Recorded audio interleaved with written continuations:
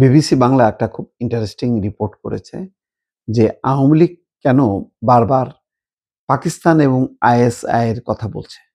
সত্যি তো, কেন বারবার তাদের? এবং এইটা বলার জন্যই কি ভারত অ্যালাউ করলো?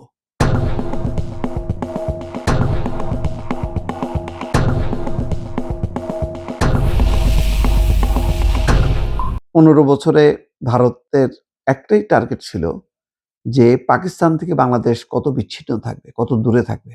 ভারত যতটুক পাকিস্তানের সাথে সম্পর্ক করতে পেরেছে, বাংলাদেশকে করতে দেওয়া হয়নি বা বাংলাদেশ করেনি।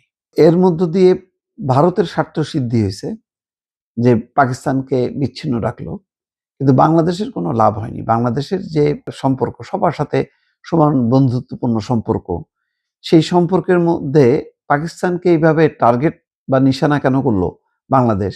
এটা বাংলাদেশ নিজের থেকে করেনি। এটা ভারতের ক্রীড়নক হিসেবে ভারতের শাসকদের মন জোগানোর জন্য বাংলাদেশের তৎকালীন শাসক গোষ্ঠী, শেখ হাসিনার নেতৃত্বের সরকার বা আওয়ামী লীগ এই কাজটা করে গেছে। এখনো দিল্লির মন জোগাইতে হবে, ভারতকে কাছে টানতে হবে। সুতরাং ওই কিছু তো কাজ করে দেখাইতে হবে। সেই কাজটা কি? কাজটা হলো পাকিস্তানের বিরুদ্ধে আমরা যেহেতু রাষ্ট্রীয়ভাবে বলতে পারি না, তুমি বলতে থাকো বারবার আন্তর্জাতিক মহলে এবং ফরেন করেসপন্ডেন্টরা যাতে তোমাদের বক্তব্যটা ছড়ায় দেয় যে বাংলাদেশ এখন পাকিস্তান হয়ে গেছে।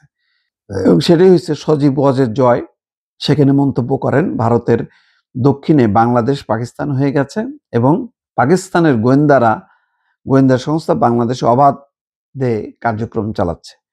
এর আগেও তারা বলছে এবছরের শুরুতে আওয়ামী লীগের সাবেক মন্ত্রী মোহাম্মদ আলী আরাফাত আইএসআই এবং পাকিস্তানি সামরিক গোয়েন্দা সংস্থা সক্রিয়ভাবে বাংলাদেশের রাজনীতিকে প্রভাবিত করছে বলে ভারতের এশিয়া নিউজ নেটওয়ার্ক বা এনআই এর সাক্ষাৎকারে অভিযোগ করেন। আওয়ামী লীগের যুগ্ম সাধারণ সম্পাদক আফম বাহুদ্দিন নাসিমও জানুয়ারির ২৪ তারিখে এক সাক্ষাৎকারে বাংলাদেশে আইএসআই এর উপস্থিতি এবং পাকিস্তানের সঙ্গে বাড়তে থাকা সম্পর্ক নিয়ে অভিযোগ করেন। প্রশ্ন হলো আওয়ামী লীগ কেন বারবার পাকিস্তান এবং এই দেশটির গোয়েন্দা প্রসঙ্গটা টানছে?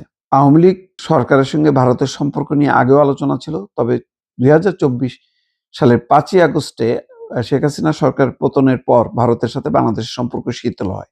২ বছর ধরে শেখ হাসিনা সহ আওয়ামী লীগের অনেক নেতাকর্মী ভারতে অবস্থান করছে। এখন তারা ওই সাপ্লাইয়ের কাজ করতেছে। আওয়ামী লীগের নেতাকর্মীরা শেখ হাসিনা সহ ওই পাকিস্তানের বিরুদ্ধে যত বিষোদ্গার করবে তত বলছে যে আচ্ছা ঠিক আছে, তোরা তোর কাজে আসিস, থাক এখানে, এখানে থেকে শুধু পাকিস্তানের বিরুদ্ধে বলতে থাক।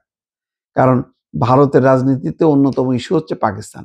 পাকিস্তানের যত বিরোধিতা করা যায়, এটা শাসক গোষ্ঠী তত বেশি মনোবল চাঙ্গা রাখতে পারে।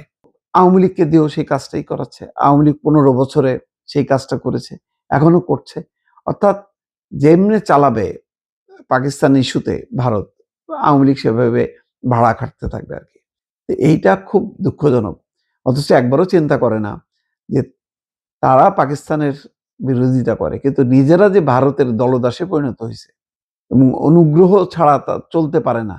নির্বাচন থেকে শুরু করে ক্ষমতায় সবকিছুই ভারতের উপর নির্ভরশীল।